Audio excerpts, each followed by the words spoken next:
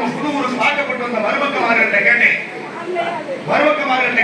உங்க அப்பா வீட்டுல இருந்து கொண்டு வந்து உங்க கணவர் வீட்டுல இறக்கக்கூடிய சீர்வரிசை ஒரு உதாரணம் கண்டுபிடிக்கிறீங்களா? ஒரு உதாரணம் கொடுக்குறேன். ஆமா, எல்லாரும் கொஞ்சம் சற்று விட்டுருவாங்க. ஒரு உதாரணம் கொடுக்குறேன். இதுல நீங்க கண்டுபிடிச்சிட்டீங்கன்னா உண்மையே கிடையாது. என்ன உதாரணம்னா, உங்க அப்பா வீட்டுல இருந்து ஒரு பீரோல கொடுக்குறாங்க. அந்த பீரோல உங்க கணவர் வீட்டுல கொண்டு இறக்கி வச்சு தினந்தோறும் மூட திறக்க இருப்பீங்க. மூடுவீங்க, திறப்பீங்க. ஏன் மூடுறீங்க, ஏன் திறக்கிறீங்க? ஒண்ணு பணக்காசுகள் எடுக்கணும், பணக்காசு வைக்கணும், நகை நட்டை உள்ள வைக்கணும். இப்ப பூரா சேடதுண்டு பண்ணி தான் உள்ள அடக்கலாம். அது வேற விஷயம். அதுக்காக நீங்க சரியா? ஒன்று அப்ப புழங்கப்படுது அந்த பொருள். ஒரு பணியார சட்டியை கொடுக்குறாரு உங்க அப்பா வீட்டுல இருந்து. என்னைக்காவது ஒரு நாளைக்கு ஒரு பணியாரத்தை ஊற்றி பார்த்துருவீங்க, அப்ப புழங்கிட்டீங்கன்னு இருக்கும். ஒரு தோசை கல்ல கொடுக்குறாங்க. என்னைக்காவது ஒரு நாளைக்கு தோசையை ஊற்றி பார்த்துட்டீங்கன்னா அதை புழங்கிட்டீங்கன்னு இருக்கும். அரிகரண்டி கொடுத்தா அதை அரிச்சு அள்ளிட்டாலே புழங்கிட்டீங்கன்னு இருக்கும். உப்பு சாறு கொடுத்தா கூட உப்பு எடுக்கணும், மீண்டும் புதுப்பிக்கணும், புழங்கிட்டீங்கன்னு இருக்கும். சாப்பிட தட்டு கொடுத்தா சாப்பிடணும், கழுவணும், புழங்கிட்டோம்னு இருக்கும். படுக்க பாய் கொடுத்தா படுத்து சுருட்டிட்டாலே புழங்கிட்டோம்னு இருக்கும். புரியுதா? அப்ப அனைத்து பொருளுமே புழங்கப்படும். புழங்காத ஒரு பொருள் எப்ப சொல்லுவீங்க? சரி, அப்படி இருக்கு. இந்த ஒரு விஷயத்த சொல்லுவீங்க. அண்ணன் பதில் சொன்னாரு, மொட்டையா சொன்னா மக்கள் அதுக்கு விளக்கத்தோட சொல்லணும். ஏன் அந்த பொருளை வைக்கிறாங்க, நம்ம பகுதியில ஏன் அந்த பொருளை வைக்கல அப்படிங்கிறதுக்கு விளக்கம் சொல்றேன். குழப்பமே அதுதான் உங்களுக்கு இப்ப. ஆனால் தமிழ் மரபு குன்றாமல், தமிழ் கலாச்சார முறைப்படி தமிழனுடைய பெருமையை நிலைநாட்டக்கூடிய சீரு, அந்த சீர்வரிசை நோட்ல முதல்ல அகல் விளக்கி, கடைசியாக பலகார குணம், இரண்டாவது சீரா எழுதக்கூடிய சீரு. இதை விட நீ என்ன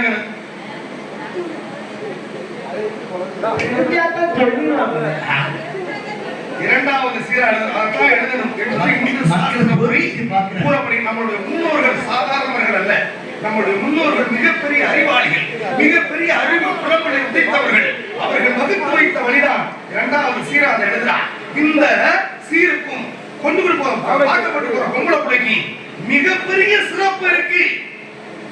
வாழ்வதற்கு ஆதார மொழி நிறைய இருக்கு அப்படின்னு சொல்றாங்க. வேற மாசம் எப்ப சொல்றீங்க?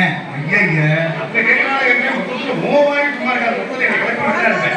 ஒரு விஷயம் பாருங்க, ஏன் இந்த சீரை நம்ம பகுதியில் தமிழகத்தில் மொத்தம் 38 மாவட்டம். கொஞ்ச நேரம் இருங்க, அந்த நாடகத்தை முடிங்க, அப்புறம் நான் முடிக்கிறேன். உங்களை பூரா உட்கார வைக்கிறதுக்காக ரெண்டை போட்டேன். ஒன்று கருமணியா வர்றாரு, இன்னொன்று ஒரு பெண்ணு புழங்காத சீர்வரிசையிலே புழங்காத சீர் என்ன சீர் அப்படின்னு வச்சு அதை கேட்கறதுக்காக ஒரு 15 பேர் கண்டிப்பா இருக்கிறீங்க. அது ஒரு பெருமை, இந்த ஊருக்கு ஒரு பெருமை இல்லையா? ஒரு விஷயம் காரணம் பாருங்க, ஒரு அப்பா வீட்டில இருந்து கொடுத்து விடக்கூடிய சீர்வரிசை பொருள்ல எல்லா பொருளும் முழங்கப்படுது, ஒரு பொருள் மட்டும் முழங்கல. ஏன் முழங்கல அப்படின்னா, தமிழகத்துல மொத்தம் 38 மாவட்டம். தமிழ்நாட்டுல 38 மாவட்டம். அந்த 38 மாவட்டத்துல நம்ம பூரா அந்த சீரை மறந்து தொலைஞ்சிட்டோம். அதைத்தான் வைக்கணும். இது என்ன சீர் தெரியுமா? ஒவ்வொரு பெண் மக்களுக்கும் தாலி கட்டி முடிஞ்ச உடனே அப்பா வீட்டுக்கு வரணும்.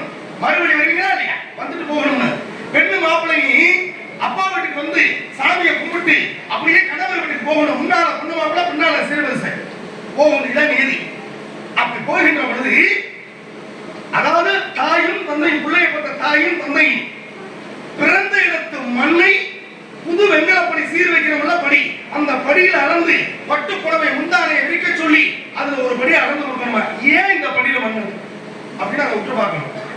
ஏன் இந்த மண்ணு? இந்த மண்ணை வச்சு ₹1 விற்க முடியுமா? இது எதுக்காக பயன்பட போகுது? இதை வச்சு வீடு கட்ட போறீங்களா? இல்ல. எந்த மண்ணை எடுக்கணும் அப்படிங்கிறது ஒரு நியதி இருக்கு. ஒரு நிகழ்ச்சி வச்சுட்டோம், பத்திரிகை அடிச்சாச்சு, கல்யாணம் எல்லாம் ஆரம்பிக்கிறதுக்கு முன்னால ஒரு வாரத்துக்கு முன்னால ஒரு கால் உண்டணும். என்ன கால்? முகூர்த்த கால் உண்டணும். அந்த முகூர்த்த கால் எங்க உண்டுவீங்க? வீட்டுக்கு தலைவாசல வலது பக்கத்துல, அதாவது கிழக்கு பக்கத்துல உண்டணும், கிழக்கு பகுதியில உண்டணும். அப்படி ஊண்டுகின்ற பொழுது அந்த மண்ணை மூடுதல் போக மீதம் உள்ள மண்ணை தான் எடுத்து கொடுக்கணும். ஏன் அந்த மண்ணை கொடுத்தோம்? வீட்டுல உள்ள மண்ணை ஏன் எடுத்து கொடுக்கணும் அப்படின்னா, காரணம் நேரா கொண்டு போய் கணவர் வீட்டுல ஒரு வெள்ளை துணியை விரிச்சு அதுல மஞ்சள் பரவி இந்த பிறந்தெடுத்து மண்ணை அதுல கொட்டி 3 முடிச்சு போட்டு கணவர் விட்டு சாமி அறையில வச்சிருவீங்க. ஏன் சாமி அறையில வைக்கணும் தெரியுமா? ஒரு ஆம்பளை பிறந்ததுல இருந்து இறக்கும் வரைக்கும் குலதெய்வம் ஒன்று. ஒரு பொம்பளைக்கு பிறந்ததுல இருந்து இறக்கும் வரைக்கும் குலதெய்வம் 2. ஒண்ணு பிறந்தெடுத்த குலதெய்வம், இன்னொரு புகுந்தெடுத்த குலதெய்வம். உங்க புகுந்த பிறந்தெடுத்த குலதெய்வம் உங்க கணவர் வீட்டுக்கு உங்களை பார்க்க, உங்களோட பிள்ளைகளை பார்க்க வரணும்னா உங்க கணவர் வீட்டு குலதெய்வம் வழிமறிக்கு இங்க என்ன உனக்கு வேணும் அப்படின்னு அப்பதான் சொல்லுமா. உங்க பிறந்தெடுத்து உங்க அப்பா விட்டு உங்க அம்மா விட்டு குலசாமி சொல்லுமா, என் பிள்ளைய கட்டி கொடுத்துருக்கேன், நான் இருந்து விளையாண்டு என் பிள்ளை இருந்து விளையாண்ட மண்ணை சீரா கொடுத்துருக்கேன், அது என் வீட்டுக்குள்ள இருக்கு, ஓ இருக்கையா இருந்தாலும் என் மண்ணில இருந்து நான் பார்த்து போறேன்னு சொல்லுமா. புரியுதா? அப்ப ஏன் அந்த மண்ணை கொடுக்குறேன் தெரியுமா? உங்களுக்கு ஒரு ஆபத்துனா உங்க அப்பாவுக்கு தெய்வம் குலசாமி பிறந்தெடுத்து குலதெய்வம் ஓடி வந்து உங்களை பார்க்கணும். உங்க கணவர் வீட்டு தெய்வம் வழிமறிக்கு என் மண்ணில நான் உட்காரனாலும் உட்காரணுமா, உட்கார்ந்து உங்களை பார்த்துட்டு உங்களை காப்பாற்றிட்டு திரும்பி உங்க அப்பா வீட்டுக்கு போகணும்.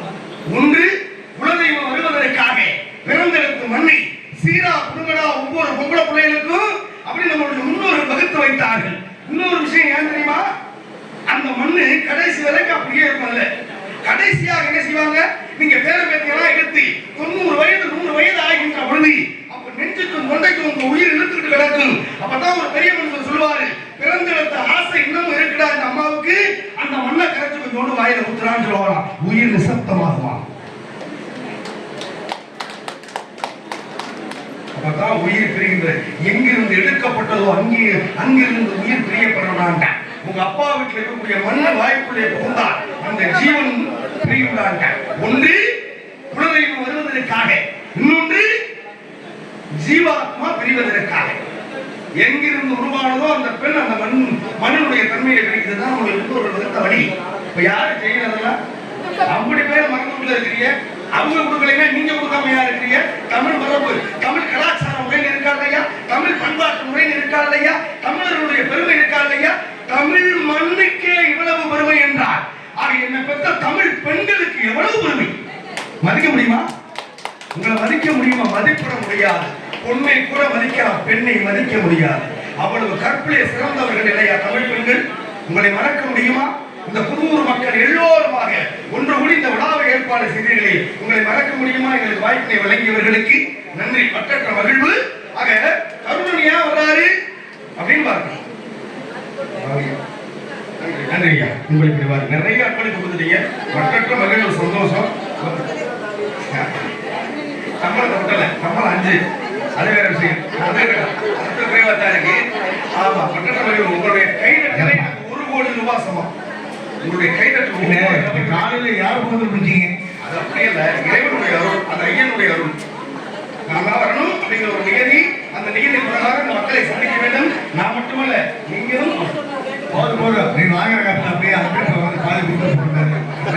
பெண்களுக்கு உண்டான விளக்கத்தை கொடுத்ததாலே அம்மா 51 ரூபாய், தம்பி 51 ரூபாய் விளக்கமா அன்பளிப்பாக அன்பளிப்பு வாரி தேவையாகும், பிரம்மையாகும், மானுடையாகும், சர்ப்பையாகும், அதே மாதிரி அசுரனையாகும். இதுல ஐயா கொஞ்சம் கவனிங்க. இந்த கருணை வராதுன்னு சொல்லி நான் போயிடுறேன். உங்களுக்கு ஊர்ல கேட்கறாங்க, ஒத்துக்கிறேன். ஆமா கேட்கறாங்க,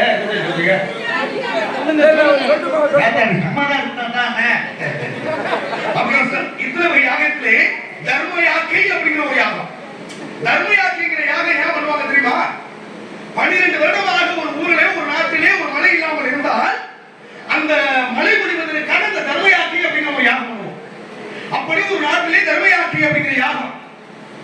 மீண்டும் ஒரு முறை அம்மா நன்றிமா, நன்றி அன்பளிப்பை வாரி வழங்கி அம்மா அவர்களுக்கு நன்றி. அப்படி தர்மயாத்திரைங்கிற யாகத்தை செய்கின்ற பொழுது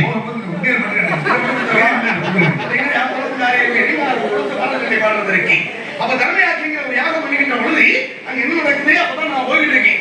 நேரம் 4000 நபர்கள் நாரதர் நான் போறேன். போன மாத்திரத்தில் வாருங்கள் நாரதரை அவர்கள் சொல்றாங்க, ஐயா அமர்வதற்கு நான் ஏதாவது ஒரு கழகத்தை கொண்டு வரணுமா இல்லையா? வந்தாச்சு, ஒரு கழகம் இருக்கணுமா இல்லையா? கழகம் இருந்தால் நியாயம் பிறக்கும். இந்த நியாயத்தை நல்வழிப்படுத்தணுமா வழியிலேயே ஐயா இந்த யாகம் பண்றீங்க, என்ன யாகம்னு கேட்கிறேன். தர்மயாத்திரைங்கிற யாகம். யாருக்காக இந்த யாகம் பண்ணா படையல் போடணும், அதுக்கு பேரு அபிர்வாகம்னு பேரு. படையல் போடுவீங்கள, மலையில யாராவது போட்டிருக்கீங்க அப்படின்னு கேட்கின்ற பொழுது அப்பதான் அவங்க சொல்றாங்க சிவன் விஷ்ணு பிரம்மா மூவருக்கும் போட்டிருக்கோம்னு சொல்றாங்க.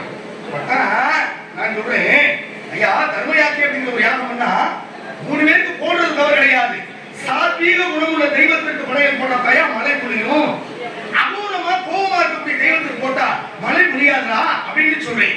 அப்ப சிவன் விஷ்ணு பிரம்மா இந்த மூவர்ல யாரு சாத்வீக குணம் உள்ளவன் அப்படின்னு பரிசோதனை பண்ணிட்டு வா அப்படின்னு அப்பதான் பிரிக்க முடியும் அனுப்புறாங்க. பிரிக்க முடிவு நேர போறாரு, உருவத்தை மாற்றி போறாரு, நேர போய் சிவனை பார்க்கிறாரு. சிவன் மதிக்க கிடையாது, கழுத்தை பிடிச்சி வெளியில இருந்தாரு கைலாய மலையில இருந்து. கோபம் வந்துருச்சு, அவருக்கு ஒரு சாபம் கொடுக்கிறாரு. இதுவரைக்கும் உனக்கு உருவம் இருக்கு, இனிமேல் உனக்கு உருவம் இல்லாத கோவில் லிங்க வழிபாடாண்டா என்னை எப்படி தம்பியே நீ அப்படின்னு சாபத்தை கொடுத்தாரு. சிவன் கோயில கூட லிங்கமா போயிடுச்சு. அடுத்து பிரம்மனை சந்திக்க போறாரு, பிரம்மனுக்கு சாபத்தை கொடுத்தாரு. அவர் மதிக்கல, கோவில் இருந்தாலும் உனக்கு பூஜை வழிபாடு இல்லாம போகக்கூடாதுன்னு சாபத்தை கொடுத்தாரு. அடுத்து வைகுண்டத்துல என் பாட்டை மகாவிஷ்ணு பார்க்க போறாரு. இவன் 2 பேரும் நம்ம கழுத்தை பிடிச்சி தள்ளிவிட்டேன், அவன்கிட்டையும் போய் அடி வாங்கிட்டு போனோம்னா சபையோர்கள் நம்ம அனுப்புனாங்களே அவங்க நம்மளை காய்ச்சி தீர்வாங்களேன்னு சொல்லிட்டு முதல்ல இவனை அடிச்சு விட்டாது போயிடணும்னு போன போக்குல வேகமா வலது கால தூக்கி பெருமாளுடைய நெஞ்சில ஒரே மிதியா மிதிச்சான். பெருமாள் சொல்றாரு, இவ்வளவு வேகமா மிதிக்க உன் கால் வலிக்காதா அப்படின்னு காலை அப்படி வருடி கொடுக்குறாங்க. உண்மையிலேயே சாத்தியம் உள்ள குணம் உனக்கு தாண்டா அப்படின்னு. அப்ப என்ன செய்யறாரு, இந்த உலகத்திலே அப்பதான் வரம் கொடுக்கிறாரு. யாருக்கு பிரிவு வரம் கொடுக்குறேன், இந்த உலகத்துல சிவனை பார்த்து மதிக்கல, பிரம்மாவை பார்த்து மதிக்கல, உன்னை நான் மிதிச்சு என் காலை தொட்டு கும்புறீங்க, அமைதியான குணம் உனக்கு தாண்டா. ஆக உனக்காக இந்த உலகத்திலே ஊர்களே கோவில்கள் ஒவ்வொரு கோவில்களாக வரிகளை சேர்த்து ஆக நாட்டு மக்கள் ஒவ்வொரு கோவில்களை கட்டுகின்ற பொழுது கும்பாபிஷேகம் ஒன்று பண்ணுவாங்க. அப்பொழுது உன்னுடைய வாகனம் கருண வாகனத்தை எதிர்பார்த்தாண்டா தண்ணி ஊத்துவேன் அப்படின்னு கொடுத்த வரம். அப்ப கருணன் வந்தா, கருணன் ஐயனார் குதிரையில வருவாரு சவாரியா, சனி பகவான் காக்கையில வருவாரு, யமதர்மன் எரும மாட்டுல வருவாரு, முருகன் மயில வராரு, ஐயப்பன் புலியில வராரு, சக்தி சிங்கத்துல வருது, சிவன் காலமாட்டுல வராரு. அப்ப கருணன் வந்தாருன்னா வெறும் கருணன் மட்டும் வருவது கிடையாது, அந்த கருணன் மீது ஏறி திருமால் வருகின்றார். அவருடைய பார்வை பட்டால் இப்ப கும்பாபிஷேகத்தை பார்த்தா புண்ணியம்னு சொல்றாங்க, கும்பாபிஷேகத்தை பார்த்தா புண்ணியம் உள்ள கருணன் வளம் வருவதை பார்க்கின்ற பொழுது திருமாலும் அது மேல ஏறி வருவாரு. அவருடைய பார்வை நம்ம மேல படும், அவர் பார்வை நம்ம மேல பட்டா நோய் நொடி பிணி சிக்கு அனைத்தும் நீக்கும் என்பது ஐதீகம்.